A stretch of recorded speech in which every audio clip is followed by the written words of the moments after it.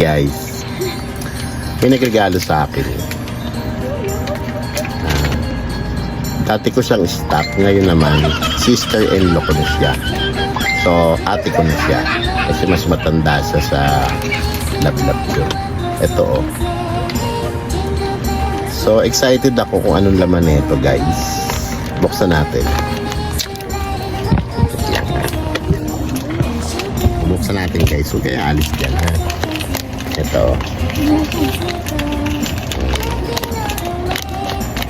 Kaya ito pa. Siguro alaha, siguro. Ito natin.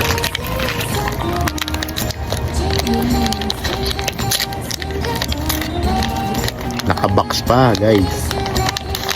Ay. Ito yung ngipin, guys, oh. Thank you, Des, ha. Ang ganda lang napili mo. Ngipin.